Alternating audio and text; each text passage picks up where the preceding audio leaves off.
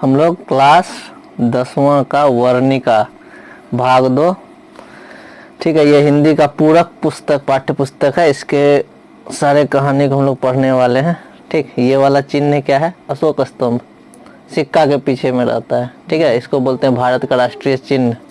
नीचे क्या लिखा हुआ है? सत्यमेव जयते, मतलब सत्य की हमेशा विजय होती है, ठीक है।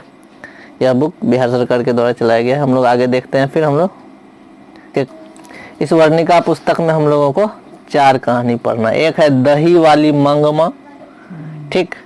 कन्नड़ है, कन्नड़ मतलब कर्नाटक की रहने वाली, मतलब कर्नाटक राज्य एक है बिहार भारत में, तो वहाँ की कहानी है दही वाली मंगमा। इसके लेखक हैं श्रीनिवास।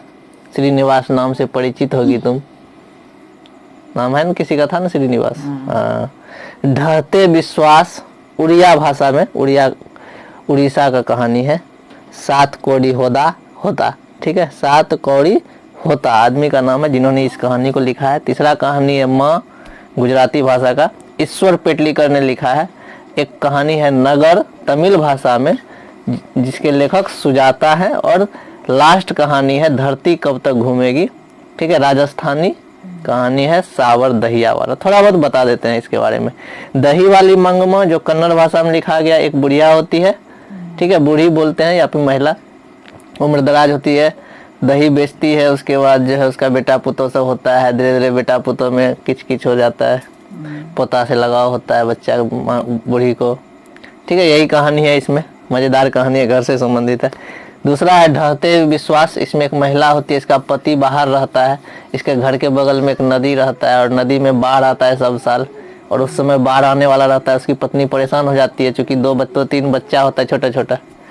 ढहते हुए विश्वास वो हो गया। माँ कहानी एक गुजराती कहानी है, जिसमें कि एक बच्ची होती है, बीमार हो जाती है, बचपन से ही बीमार रहती है, यानी कि एक टाइप से नासमझ बच्चा, ठीक है। बड़ी हो जाती है, उम्र बड़ा हो जाता है, लेकिन उसको कुछ करने नहीं आता, सारा काम माँ ही करती है, ठीक है। इतना प्यार था। चौथा कहानी है नगर वाला, वो भी देखेंगे। धरती कब तक घूमेगी, ये एक माँ की कहानी है जिसको 3 बेटा होता है, सबको पाल पोस करके बड़ा करती है, और बेटा अंतिम में कहता है क्या कि बुढ़िया को 50-50 रुपया दो, वो अपना खर्चा निकाल लेगी। काहे के लिए टेंशन लेंगे, कभी 1 महीना इसके यहाँ रहता है, कभी 1 महीना इसके यहाँ। बहुत मज़ेदार कहानी, ठीक है। तो हम लोग देखते हैं पहला कहानी, हम लोग एंट्री करने वाले हैं। हमारा पहला कहानी है दही वाली मंगमा, जिसके लेखक हैं श्रीनिवास। श्रीनिवास जी का पूरा नाम मास्ती वेंकटेश अयंगार, ठीक है। कर्नाटक में इसी तरह का नाम रहता है। श्रीनिवास जी का पूरा नाम क्या था? मास्ती वेंकटेश अयंगार। उसका जन्म हुआ 6 जून 1891 ईस्वी में, ठीक। 1893 ईस्वी में कौन? स्वामी विवेकानंद गए थे शिकागो धर्म के प्रचार प्रसार के लिए, वहां पर कोई सभा था। तो इनका जन्म हुआ 6 जून 1891 में कोलार, कर्नाटक में, ठीक है। कोलार नाम का एक जगह कर्नाटक राज्य में है। कर्नाटक की राजधानी बेंगलोर, जिसको अभी बेंगलुरु बोलते हैं। श्रीनिवास जी का देहावसान हो चुका है, यानी वर्तमान में अभी वो मर चुके हैं। चूंकि 1891 में जन्म लिए होंगे, तो अभी तक तो 100 साल से ऊपर हो गया, बहुत ज्यादा दिन हो गया, 120-130 साल।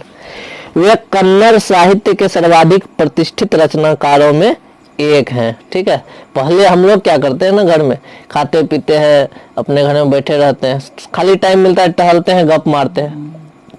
उस समय शिक्षित लोग क्या करता था, कुछ ना कुछ लिखते रहता था, ठीक है। लिखने का मतलब समझ रही है? जैसे हम लोगों के भी तो जीवन में दिन भर में कुछ ना कुछ घटना घटता है, तुम्हारे साथ मेरे साथ, उस चीज को वो नोट करते जाते थे। तो लेखक का मतलब यही हुआ, अपना दिल का बात कम से कम कॉपी पे तो रख ही सकते हैं, ताकि मेरा बाल बच्चा, अगला पीढ़ी तो समझेगा, देखेगा क्या स्थिति था, किस परिस्थिति में तुम झेली, ये सब चीजें। ये कन्नड़ साहित्य के प्रतिष्ठित रचनाकार थे। हम लोग के राज्य में, बिहार राज्य में भी भाषा बोला जाता है, भोजपुरी हो गया, एक ठेठ भाषा जो हम लोग बोलते हैं, और भी होता है मगही होता है पटना में, इस तरह से। उन्होंने कविता, नाटक, आलोचना, उन्होंने क्या क्या लिखा? कविता लिखा, कविता के बारे में तो हम लोग जानते हैं। नाटक भी जानती होगी।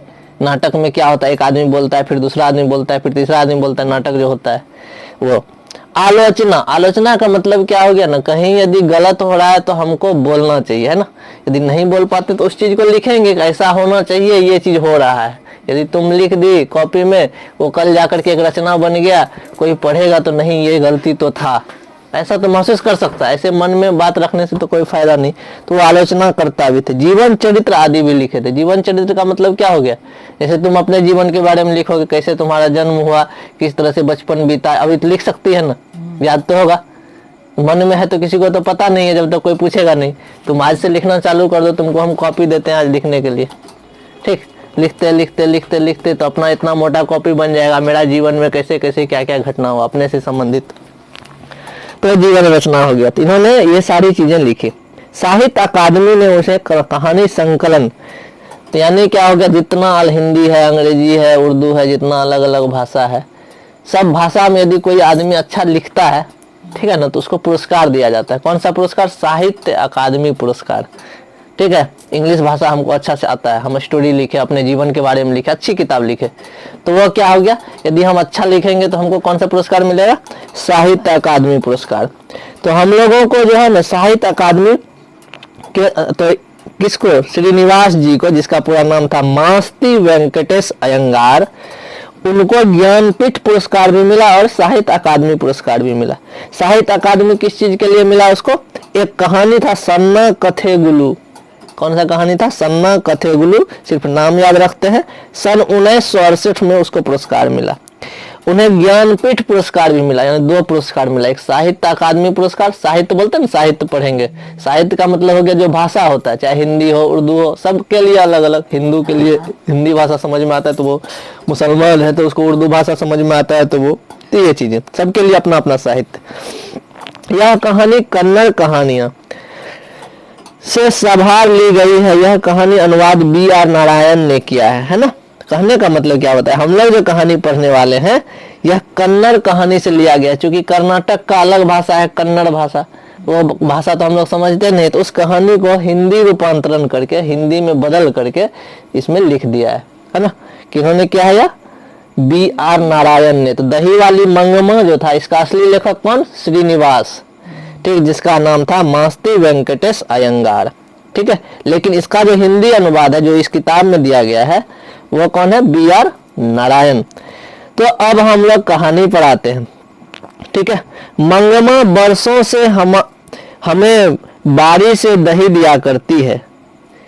कितने दिनों से, बरसों से।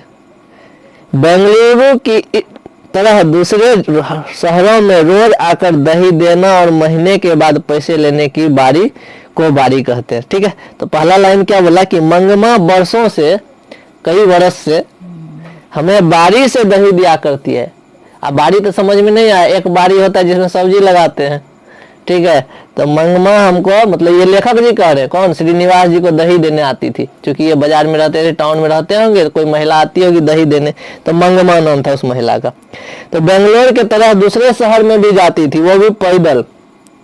तो अब बारी क्या होता है, तो बारी होता है कि जब दही देने जाते हैं और महीना जब खत्म हो जाता है तब पैसे लेने जाते हैं, तो उसको क्या बोलते हैं, बारी, ठीक है। बारी का मतलब क्या हो गया, सामान दिए, 1 महीना दूध खिलाए, उसके बाद जब महीना पूर गया मेरा, सारा पैसा जितना हुआ वो हम मांगने जाते हैं, तो वही चीज क्या कहलाता है, बारी कहलाता है, ठीक है। बारी से दही दिया करती, यानी कि तुरंत पैसा नहीं लेती थी, दही खिला दी, 1 महीना रोज उठना जैसे बोलते हैं दूध। पर लगता है कि बेंगलोर में ऐसी बारी का रिवाज नहीं है। लेकिन इनको क्या लगा कि बेंगलोर में ऐसा बारी का रिवाज नहीं है। बरसों से उसको देता था लेखक को, लेकिन बाकी रिवाज नहीं था ऐसा कि हर घर में ऐसा। जब देखो बाजार में सामान बेचने आता है सब्जी, तो हम लोग क्या करते हैं, पैसा दे करके सामान खरीदते हैं। गांव घर है तो क्या हो गया, ले लेते हैं 2 दिन 10 दिन 4 दिन 5 दिन उधारो, तो कोई दिक्कत नहीं है। तो वही चीज, तो ये यहाँ पर बारी मिल जाता है, लेकिन बाजार में थोड़ा मुश्किल हो जाता है। आम तौर पर जब भी मंगमा हमारे मोहल्ले में आती थी, लेखक जी कह रहे हैं श्रीनिवास जी, तो देखो ये अपने जीवन का कहानी लिखा, हम भी अपने जीवन का कहानी लिख सकते हैं। हमारे जीवन के साथ क्या क्या घटित हुआ लिखना चाहिए, थोड़ा सा भी पढ़ने आता है ना तो उसका उपयोग करना चाहिए, ठीक। कम से कम मुंह से नहीं सुना, कभी भूल चूक से कोई पढ़ लेगा तो थोड़ा अकल आएगा। तो जब भी मंगमा हमारे मोहल्ले में आती थी, यानी कि लेखक के मोहल्ले में आती थी, तब वह हमारे घर आकर दही लोगी माँ जी, क्या बोलती थी, दही लोगी माँ जी बहुत बढ़िया है। कौन बोलती थी? मंगमा बोलती थी। लेखक के यहाँ जब आती थी तो क्या बोलती थी? दही लोगी माँ जी बहुत बढ़िया है। कहती है हमें आवश्यकता होती तो हम ले लेते और उस दिन के भाव के अनुसार उसके पैसे दे देते या अगले दिन चुका देते। तो लेखक या तो तुरंत पैसा दे देते थे या तो एक आध दिन बाद पैसा देते थे। वो आती थी तो क्या बोलती थी? दही लोगी माँ जी, ठीक है, बहुत बढ़िया है। तो अपना सामान का तो सब बड़ाई करता है तो वो भी करती थी। यह हमारी उसकी बारी की रीति थी, है ना। और उस बारी का मतलब तो समझ में आ गया। आज उधार दे दिए, कल ले लेंगे पैसा, परसों ले लेंगे, एक महीना बाद ले लेंगे। लेकिन इनका जो बारी चलता था वो कितना, एक आध दिन लेट होता था, ज्यादा नहीं, ठीक है, महीना नहीं लगाते थे। वह अबलूर के पास किसी गांव की थी। वह महिला कहाँ की थी? अबलूर नामक एक जगह था, उसी के अगल बगल कोई गांव था। उसके गांव का नाम शायद वकटपुर था या ऐसा ही कुछ, यानी कंफर्म नहीं है, वकटपुर होगा, है ना। तो वकटपुर नाम का एक गांव था। आते समय हमारे मोहल्ले से होकर ही आना पड़ता था। जाति बार भी हमारी तरफ से ही जाना होता था। मतलब क्या, लेखक का घर जहाँ था उसी रास्ते से वो महिला दही लेकर के जाती भी थी, घर से जब आती थी बेचने के लिए, और वापस भी जाती थी तो उसी रास्ते से। तो यही चीज होता था। मैं उससे जरा अच्छी तरह से बात करती हूँ। इसका मतलब क्या हुआ? ये दही वाली मंगमा जो लेखिका है श्रीनिवास, ये कौन है? महिला ही है, ठीक है ना। क्योंकि क्या बोली थी बुढ़ी? दही लोगी माँ जी। तो श्रीनिवास जी कौन हो गए? महिला थी, ठीक है, जिनका नाम था मास्ती वेंकटेश अयंगार। अब देखते हैं हम लोग। तो उससे अच्छी तरह से बात करती हूँ, ये कौन कहती है? लेखिका। इसीलिए कभी कभी गांव से आते समय सारा दही खत्म करके जाते समय दोनों बार मेरे पास आ जाया करती थी। क्योंकि वो बूढ़ी थी तो इससे थोड़ा हेमछेम हो गया था, रेगुलर दही लेती थी रोज कभी ना कभी। तो बूढ़ी माता को हो गया हेमछेम, वापस भी आता, जब दही बेचने के लिए जाती थी तो उस समय भी थोड़ा मिल ली, 5 मिनट 10 मिनट बात कर लेती थी। वापस जब बेच के लौटती थी तो फिर बात कर लेती थी। तो ये चीजें, तो क्या होता था, इसीलिए कभी कभी गांव से आते समय या फिर सारा दही खत्म करके घर जाते समय दोनों बार मेरे पास आ जाया करती थी। ये लेखिका करती है। आकर आंगन में थोड़ी देर बैठती थी, सबसे बातें करती थी, पान सुपारी भी खाती थी। तो महिला थोड़ा थी मजेदार। मजेदार का मतलब हो गया थोड़ा गप वप अच्छे से करने वाली। पान सुपारी भी थोड़ा खा लेती थी। न रहने पर कभी कभी हमसे पान सुपारी मांगकर गांव जाती थी, मांगकर खाकर गांव जाती थी। कहने का मतलब क्या हो गया? कभी कभी अपने मन से दे दी तो ठीक है, नहीं तो मांगियो लेती थी कि माँ जी पान नहीं खिलाइएगा, ऐसा कुछ। तो ये चीजें, तो धीरे धीरे क्या होता है, आदमी के एक दूसरे के बीच में लगाव हो जाता है। तो ऐसे मौकों पर यदि मेरे पास समय होता तो वह अपना दुख सुख भी बताया करती। घर का बात कैसा चल रहा है, जीवन किस तरह से है, वह मुझसे भी सुख दुख पूछती थी। अब जब हम बता रहे हैं तो हमसे भी तो वो पूछेगा, तो दोनों एक दूसरे का दुख सुख बताता था। मुझे भला क्या सुनाती, यही कि बिल्ली ने दूध पी लिया, चूहे ने कुमरे में छेद कर दिया। तो यही सब कहानी होता था कि देख कल बिल्ली दूध पी लिया, घर में दूध रखा हुआ था, या फिर चूहा जो है कुतर दिया, कोई छेद कर दिया डब्बा में, बर्तन में, मिट्टी के बर्तन में। तब वह दुनिया ही ऐसी है कहकर अपने अनुभव की बातें सुनाती। और जब अपना दुखड़ा सुनाती तो क्या बोलती? हम लोग भी बोलते हैं दुनिया एहन छे, सब जो घर में तो यह है की करबे। तो यही चीज है, अपने देखते जहिया समय हेते न तहिया झलते। बाद में यह भी कहती है कि इस दुनिया में किस ढंग से चलना चाहिए।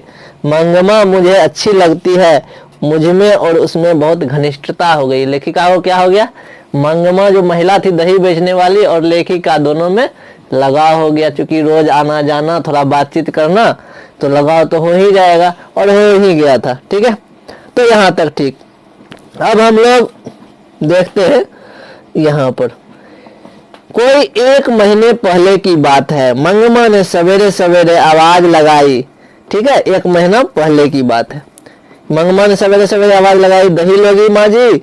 मैं भीतर कुछ कर रही थी, यानी लेखिका कुछ घर में काम कर रही थी। उसी समय वह जो मंगमा थी दही वाली बूढ़ी, उन्होंने आवाज लगाया, दही लोगी माँ जी। मेरा बेटा बोला, हाँ लूंगा, पास जाकर दही दो। ठीक है, मतलब क्या हुआ, उसका बेटा बोला, ये कुछ काम कर रही थी लेखिका, तो उसका बेटा क्या बोला, हाँ लेंगे दही। पास जाकर बोलता है दही दो, कहकर उसने क्या किया, हाथ फैला दिया। मंगेमो ने मटकी से थोड़ा अच्छा गाढ़ा दही निकाल करके उसके हथेली पर रख दिया। क्या किया, तो वह उसका बेटा चला गया दही मांगने के लिए, तो दही थोड़ा जमा हो, घर का दही तो अच्छा होता है, वह थोड़ा सा काट करके उसके हाथ पे रख दिया, हाथ जो फैलाया बच्चा। ठीक है, तो यहाँ तक हम लोग देखते हैं, फिर अगले पार्ट में हम लोग इस कहानी को कंप्लीट करेंगे। ठीक है।